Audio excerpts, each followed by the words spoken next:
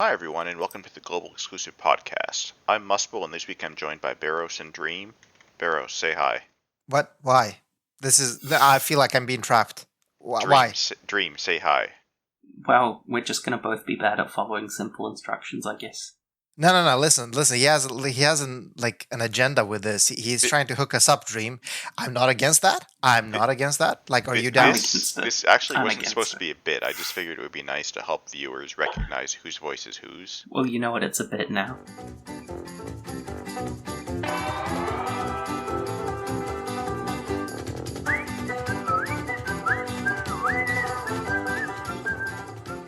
Well, it just became a bit. All right, good. So did you also have a joke? You're like children who can't follow directions. And speaking of children, I guess this makes a good segue. We can talk about our banner unit. All right, hold on. Before I say something wildly fucking inappropriate, how old is Roca? I don't know. Let's give it an "it's complicated" because chronologically she's like less than a year old, I think. Listen, I don't care about the like lowly 700 years old. I need like physically old, okay? Like how old is she? Like where did she stop? Where did she stop growing? Do we know? Presumably same as Fina. So there's several problems with this question. The first problem is that you're assuming I haven't skipped every single cutscene for the past 6 months in Season 3. The second problem is that you're assuming that Alim has any fucking clue. Yeah, I guess. Well, okay, I'm gonna say it like this. She looks very fucking younger in the CGLB though. Like she looks younger than Fina, so I don't think it's what Dream said. I don't think she stopped where Fina is at. I guess. Maybe she stopped where Fina is at mentally in Season 3. So 5? Okay. All right, okay. All right, so since we don't know, Dream, don't make any sexual comments towards Roca, okay? Because that would be inappropriate. Yeah, Dream. No. Yeah, Dream. I hate Calm down, okay, dude. I hate it here so much. What do we want to talk about first? The unit or the fact that there is too few units on this banner? Let's talk about the one unit. that is there. Yeah, okay. The first thing I wanted to say about this unit is how is it possible to have a unit that introduces a brand new mechanic that interact with something fundamental to the game and still have them be so fucking boring and useless? Yeah, it's Alim design. Well, so you're talking about the CD, right? The CD reduction. Yes. She's a time mage. She can reduce the cooldown of your units by what? 1 turn with her grandest ability and 2 turns with her super LB. All right. So 2 turns. So here's the thing. Like, it's so unlikely you're actually gonna need that, I guess. Well, I think the problem is that they've kind of phased cooldowns out of being like a limitation for units. Like, at least for all the damage dealers especially, it's very either SLB or shift cooldowns or Granduses with a limited number of uses. And so cooldown reduction no longer really helps with those. Yeah, this would have been a really big deal in the 7-star era, or maybe even in the early NV era, although even at that point we were starting to move more into Grandis abilities and LBs. Yeah, well, there is one thing kind of where, I mean, this would be relevant if we had fucking trials that did damage to our parties, but there are several units that don't have 100% uptime on strong mitigations, but that do have, because they're cooldown based. There's a few support units that it definitely can patch holes in uptimes, and one that comes to mind is Ling's 85% break cooldown. Can give that full uptime pretty easily. Yeah. Part of the problem there, though, is that Ling already has some of the offensive support that Roca provides. It's sort of different flavors, I guess, but I feel like if you're looking for more defensive utility, you could just bring a second defensive buffer. And that's obviously not the same as what Roca brings. It's just, it feels like Roca is not really shifting the meta in a way that this kind of new mechanic should. Yeah. I mean, it's really not going to do much. That's the thing. It's a cool thing. I remember Sinzar in Newsday mentioned actually that there are some well, I don't know if you should call them cool, but there are some clears with Graph if we get the Xenogears collab. Yeah, I was gonna say that sort of the one damage unit that she really can amp up is the future Graph from Xenogears, because his main damage ability is like a cooldown attack on a 3-turn cooldown. Yeah, but I guess the problem with that, but also the problem with that is it massively amps up his damage per turn when things are burst focused. Oh, okay, yeah, okay. So yeah, but there was he mentioned there was a trial where this was actually a thing, I guess. So there's that. Like there was something that's the whole thing. There was something. It wasn't really a hard trial though, but and I was gonna say like, okay, it would be really nice. Like she could like help Lara, because Lara has some cooldowns. But really, when you look at Lara's cooldowns, like they are all cooldowns just for the cooldown's sake. They're more of like, they come back up exactly as often as they need to. Yeah. So it's not like, so unfortunate. I mean, I agree with Muspel. It's a new mechanic. It's interesting, but it doesn't do much. And I guess the rest of our kit is just a copy paste of Nickel and Sakura. Yeah. With one big improvement. It's Alum's next reskin of the 45% element ampers, this time for Earth. Yeah, but there is one improvement, and I don't know if we're going to fight about this or not, but I think it's actually an improvement that this unit is an SLB unit, because I think that it's fucking ridiculous that Nickel and Sakura have 2 forms, because their forms make 0 sense. I mean, agree. I would say, I would say design wise, yes, that makes sense, but mechanically, like, having that first LB like limited to like not being until a certain turn is just kind of a downgrade. Yeah, true. That is actually true, because you can still buff Nickel to like LB on turn 1. Yeah, exactly. Yeah.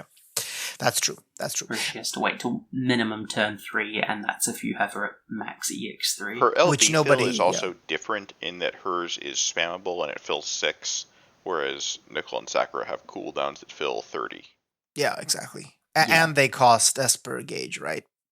I don't remember. No, I don't think so. I think so, right? Well, they Let might. me double check. That's not really hard to fill these days. No. I'm just pretty sure I had to like fill Esper Gauge or yes, something. Nickel's cost 10 Esper Gauge. Let me check Sakura. Okay. And then she has her killers are Plant and Stone. She has a spammable Perfect Dispel, which is pretty nice. Yeah. And that's an enemy Perfect Dispel, to be clear, not ally. Yeah.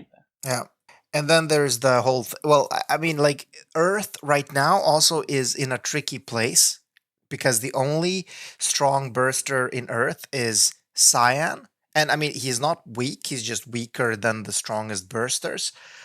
So like, yeah. She's but giving... I mean, these imbues are more for like the element flexible damage dealers. Yeah, I was just thinking who gets more power, right? Like who would get a bit more oomph, and Cyan would, because his own amps are weaker. But really, like, he's already, like, it's not like I don't even think she would bump him to Kurasame levels. So Cyan would gain not that much. He already has a 35% amp. Yeah, exactly. So it's so really, like, I guess one thing she does offer, and this is a bit different to the Nicole and Sakura as well, is with her buff percentages. She's the only one that has a 300% LB buff instead of 250.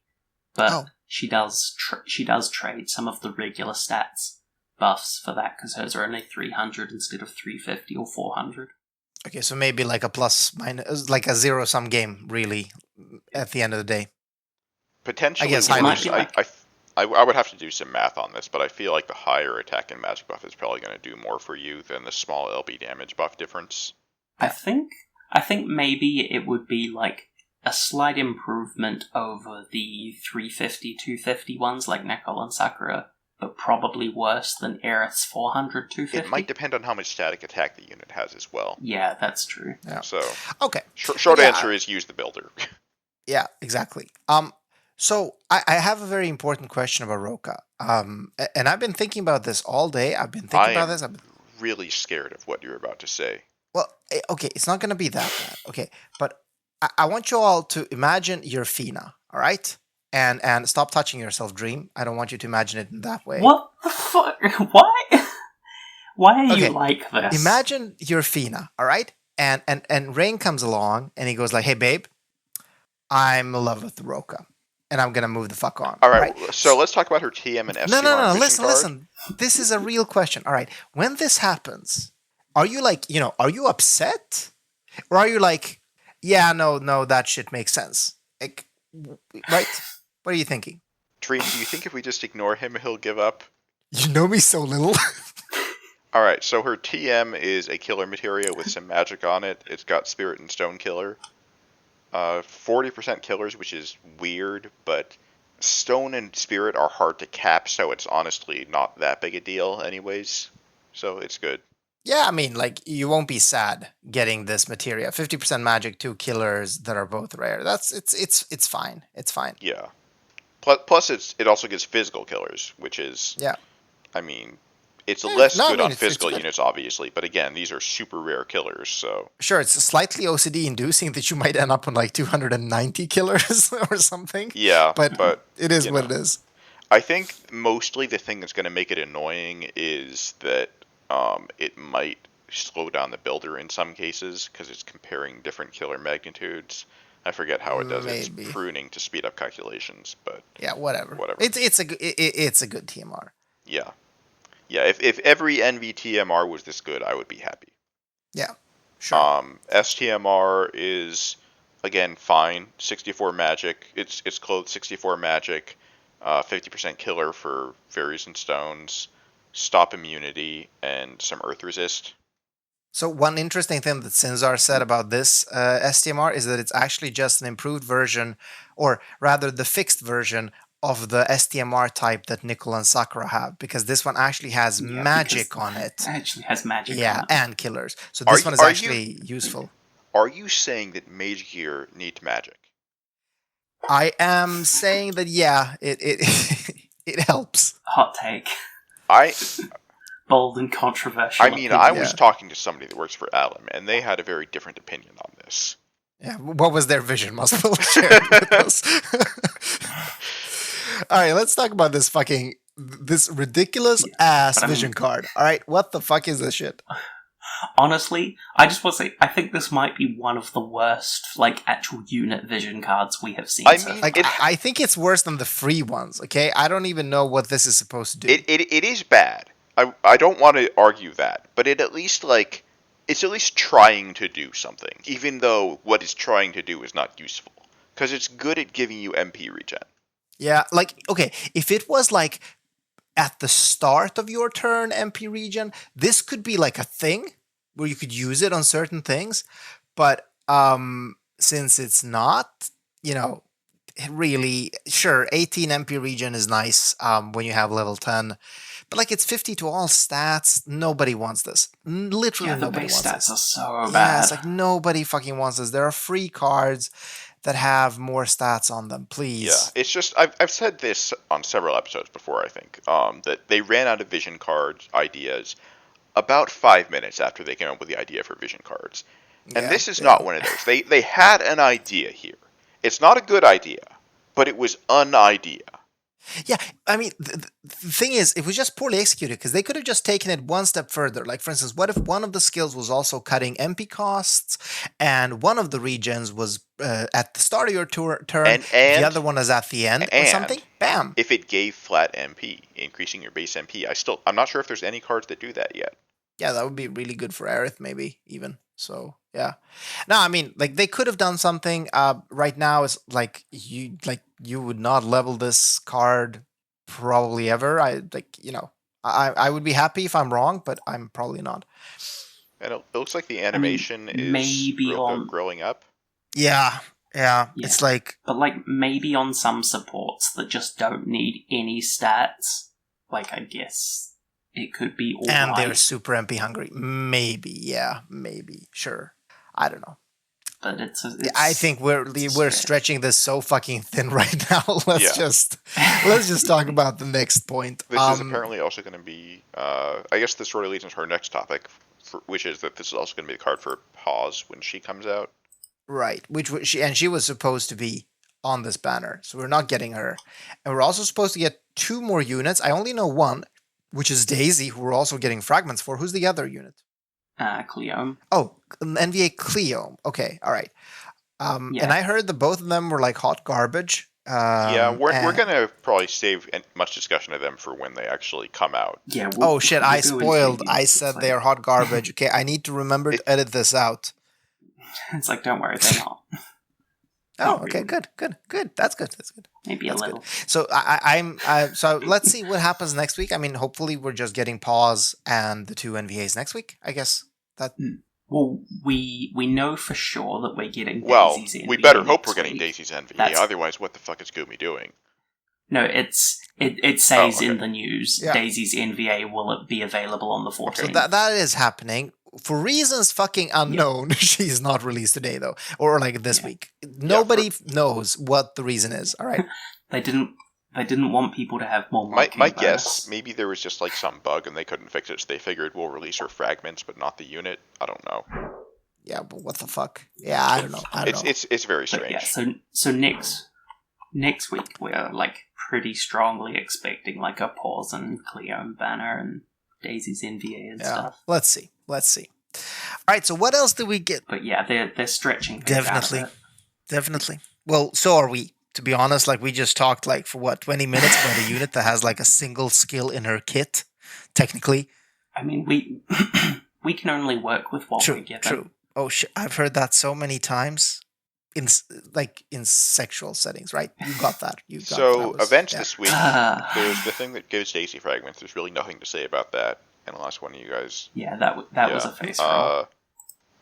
There's a new Tomb Raider boss fight, and I have complaints. Oh. Gumi, the idea of an event boss centered around a banner is that the unit should be good for that fight. And if you have a unit that is dual-wield in one of their forms, and has to spend time in that form filling your skills back up, you should not give your boss evasion. Yeah.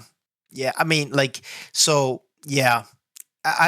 I've seen this before, where the event boss is actually because isn't the whole point of the event boss to be like, hey, this is a great, event to take your new shiny unit to, right? I mean, obviously Lara has so much else going for her, so you're going to be bringing her everywhere, but really, like it's the event boss. It makes no sense. Also, giving a boss a break gauge, which encourages dual wielding, and evasion, which encourages TDH, is just a giant dick move. Yeah, it is. I just think they just did random shit to this boss, because also the boss requires an evasion cover tank, otherwise you just die. So, it's like, it's a bit weird. I mean, Behemoth can tank it. He could? Okay, mine couldn't. I just went in, he died, and then I was like, I need to OTK. Yeah. It's pretty damn hard. Yeah, mine was pretty chunky. But, I don't know. Maybe it would have been worse on later turns. Obviously, Muspel or Mech Tank had a chunky Behemoth, but okay. Yeah, it was just a weird event boss. So to any listener just struggling, just OTK it with a friend. Skills. It does seem to have like a skill that buffs accuracy for enemies. So maybe that's supposed to be like a thing, but yeah, it was a weird one, but it's like, I feel like that's better than it just like falling over to a light breeze. I am not complaining. So Muspel was complaining. I'm actually not complaining. I enjoyed this, and in the end I had to OTK it, so I brought my, I had to gear a Terra, get her in there, with some Louise breaks and shit. Yeah, that was fun. So I'm all for more brain power required for events even. I like it. Apparently the break gauge is intended to punish you. According to the wiki page, when you empty the break gauge, the boss dispels the party, heals, and then uses several powerful attacks. Oh, that was like why my Behemoth took like 1 million damage, because I brought in 2 Louises with Behemoth, and I had them both just triple quad cast on the boss, and that empties the break gauge turn 1. And then I fucking died. Okay, now I know why. So But I think it does also like make it less tanky, so it's like a risk reward thing, I guess. But one interesting interesting shit interaction is that the evasion can make you miss like those break gauge attacks, and then they don't take anything off. Yeah, this is not a very well considered boss design. It's not. No. It's far from impossible. It's pretty easy, but it's still a stupid design. Yeah. Absolutely, I think it's just dumb. But it does something, which is better than doing nothing. There was a non-zero amount of thought put into this boss's AI. I wish that there was thought put into how to make the boss make sense, but they did not just give the boss a few AoEs and call it a day. And definitely agree on the whole Lara thing. Like, if they would just, had made the boss fit the unit, that would be really good. Like, imagine if the boss had like multiple phases where you would prefer dual wield and then you would prefer double hand, right? Like between phases, something like that to like play off of her strengths, right? But no. But I guess they can't put too much effort into. Yeah, that would actually require them. Yeah, I don't expect too much. I just thought it was so weird that the boss has all these mechanics that are at odds with each other and at odds with a unit it's presumably supposed to advertise. Yeah. It's like when they made Onion Knight's Mog King event, and the boss was basically immune to physical damage, so people were building their Onion Knights. Yeah, but that has happened so many times, honestly. Yeah, but this one feels a little worse than most of the times it's happened before. Sure. All right, let's fucking move on. What else do we have this week? We've got the Chronicle battles. So I guess first for the one that's like an EX stage that you're wanting to clear in 5 So who are you? Or 3 who should you be bringing here? I saw Sinzar put out a video with using Diverty. Any other big damage dealers? Diverty is like surprisingly good here because of the Earth weakness and like his 300% stat buffs that the Season 3 units get. But like because it's limited to FFBE units, so you can use all the global exclusive ones like Sky and Yigni and stuff, so it should be like Yigni would probably just shit all over this boss, right? Because like 5 turns where you don't care about burst, you just want to burn something down. That's his jam. True. Yeah. The 5 turns should be easy. Yeah, I don't have Yigni, but I do have like. It might not be quite so helpful for the 3 turns. Bringing Sky, bringing a Diverty. I don't even know like what you need, but it's an FFBE fight, so bring whoever you like. I was even considering gearing Mazurka for it because she can actually jump and land within 5 turns, so she could actually be doing some use. I'm gonna try her. Let's see. I haven't done it yet. There's just been so much going on. But we'll get around to it soon. But no, the 5-turn mission should not be too hard for this one. But yeah, like Diverty is probably the sort of unexpected strong choice here. Good. It's good. You actually get to use him. Literally Earth Terra, right? Yeah. Yeah, but with worse stats. but the extra 300% helps make up for that. Yeah, no, absolutely. So I want to ask you guys, how do you feel about the change of the DV schedule, where we're actually getting only 3 stages day 1, and then only a single 4th one on Saturday instead of Monday? How do you feel about that? I mean, I usually do it week 2 anyway, so it doesn't really matter to me. Well, it's one stage less. Yeah, just for people's convenience, release the stages earlier, and less of the joke stages. Yeah, I really like that. And the joke stages were now like physical and magic. So you really didn't have to like change team. You could just run one team. Oh, that's nice. Yeah, I ran a turn 1 team with Sephiroth and Tifa and just capped every stage. Yeah, I think these days I'm just going to use Lara for that because she's imbuable with whatever. And she doesn't fucking matter. It's just they're so weak. It's not much to do. I actually had to change elements, or I had to change imbuer on some of the fights because I couldn't get the effective attacks in. Otherwise, I had to have like an imbuer that says the right element. But otherwise, it was good. Yeah, I guess like really you don't have to change imbuer because you could, I guess, just use a water imbuer because it's really the boss just needs to be weak to it, which a water imbuer in parallel like Nickel would make sure to happen. Yeah. on every fight. Yeah, actually, I'm dumb. I shouldn't have even had to change Imbuer, actually. I should have just used one. Okay. Yeah, as long as you have enough Imperial. Yeah. It should still count. But yeah, it's interesting. I haven't done the last stage yet, so that's gonna be fun to run through because I've gotten a couple of new units. I just got an EX2 Lara. I am raring to use. I feel like as someone that doesn't have Venera, Lara is not fucking leaving my DV team for quite a while. Is what I'm feeling. I'm just now noticing that Vindia Matrix and Alferg are in the last zone. Are they the same as the Chamber of Arms versions in terms of AI? I don't. Okay, I was gonna say. I don't believe that would be I think weird. They are. That would be weird, but also fun. Well, it's like, I said this before, but I enjoyed when we got Behemi as a DV fight. Yeah, but I think the problem here is that I think they have HP locks. Oh yeah, that's true. Yeah, that would be the problem. Yeah, it'd be even cooler if it was a 10-man battle Especially, to begin with, and you actually had to put in 10 units. Yeah, I mean, speaking of HP locks, I think Vindimiatrix was actually the one that in the first half had an HP lock every 10% health because it was Which one was the one that went immune to an element permanently after you hit him? Was that Saddle Sud? Could you fucking imagine if they released a boss in DV with HP locks that did that? That would be hilarious. People would cry. But listen. I just wanna have a fucking minute of silence for amazing boss design and 10-man trials, okay? This game it's still a fun game. I'm still enjoying it. I'm still playing it.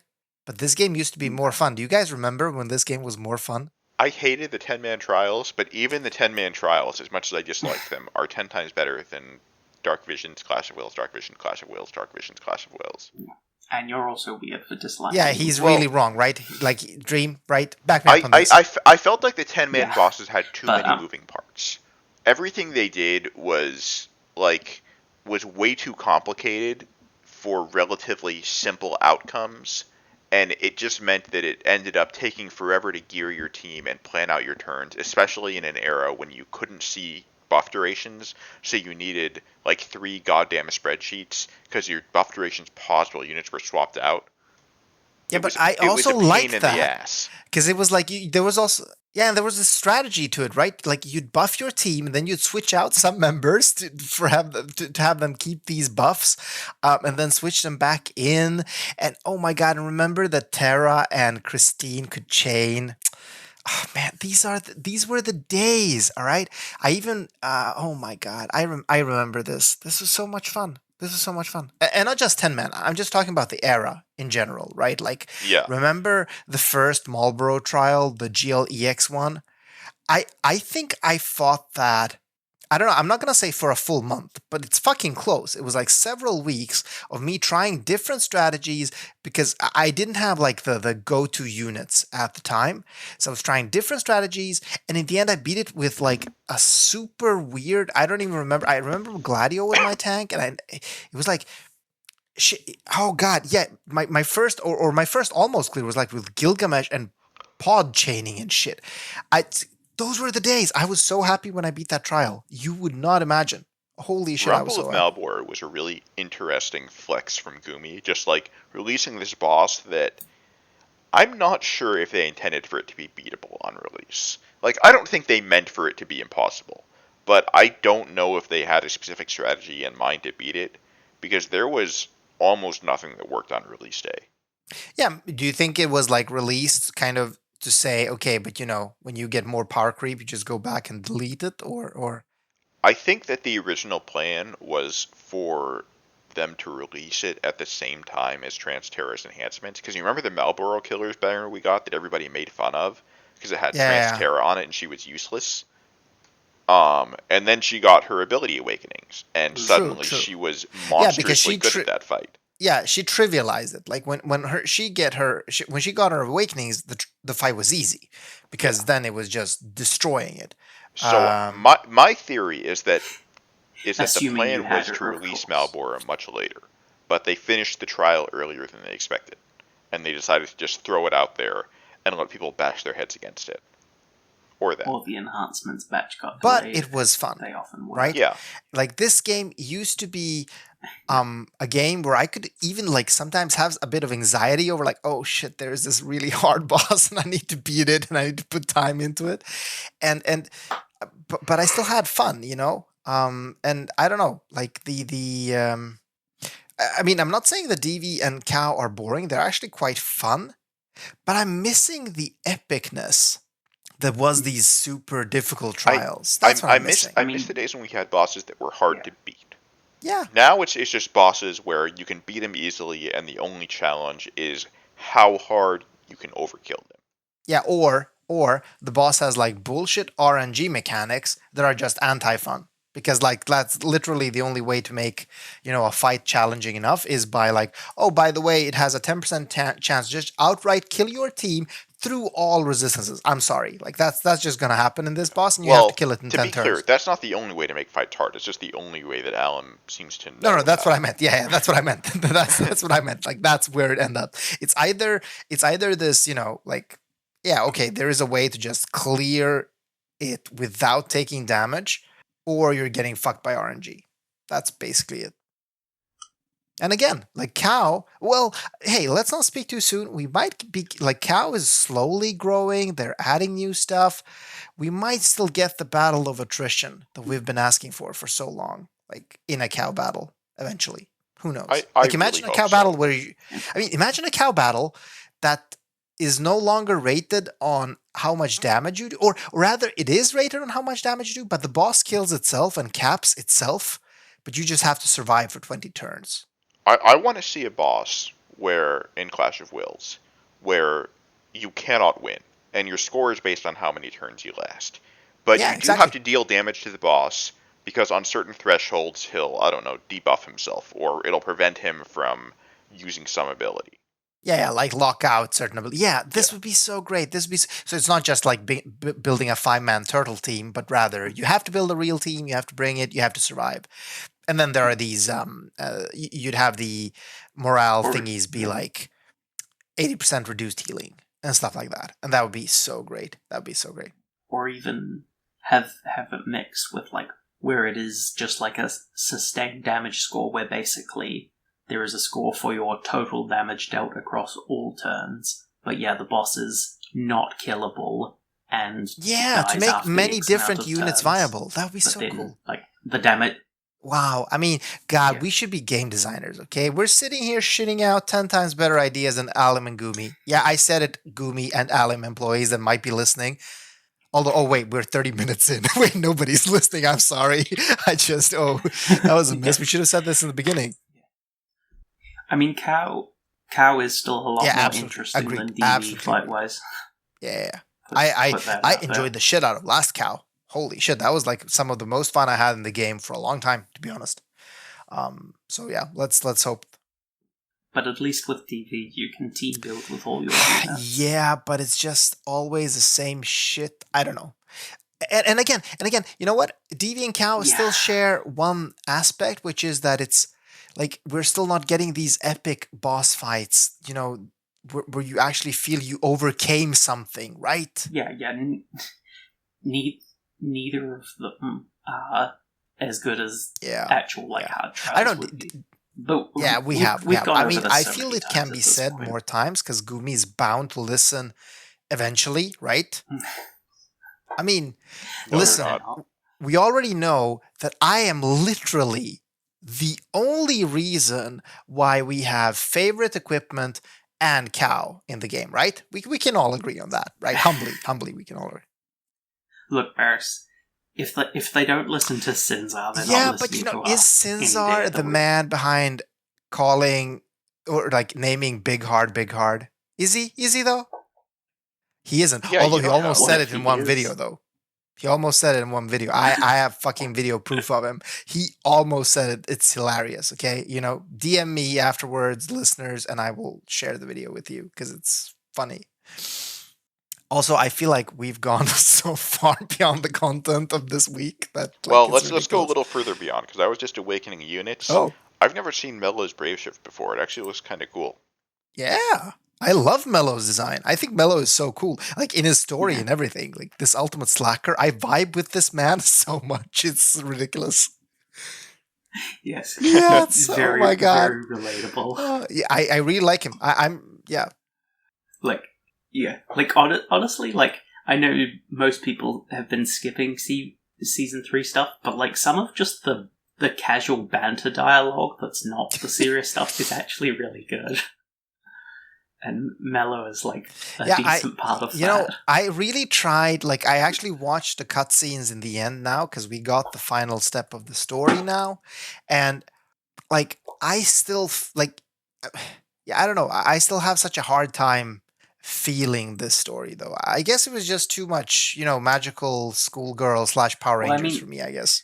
Yeah, like, and like the serious ending stuff is all like very over the top JRPG power of friendship nonsense. But like, yeah, some of like just the more casual fun dialogue. Hey, you know what a good drinking game would be? A good drinking game would be playing like a game like FFBE, especially FFBE, because I think FFBE is like the worst at it. Any of the seasons is fine. And you have to skip all cutscenes, and you have to guess which boss is the final boss. Okay, that's what you have to do, all right? And then when you meet like Vlad for the 12th time, and you're like, okay, this is the final boss. And they're like, no, the 13th boss is a crystal of Vlad? That shit is just hilarious, okay? Did anyone feel that when you were playing Season 2? I mean, to be fair, like, the crystal of Vlad was technically Vlad. Vlad's sprite was part of the background, but that was more of like a technical thing. Yeah, but you fought him like 20 times. Come on, like there was 20 boss fights. There was. Vlad did have very much like a fucking die already vibe. Go away. We're done with you. I was also hoping that, in the end when he grew into a giant dude, I was low-key hoping we were going to fight his testicles as the final fight. Okay? Because like that would make sense. Right? Alright, that's our show for this week. See you next week, everybody. Bye.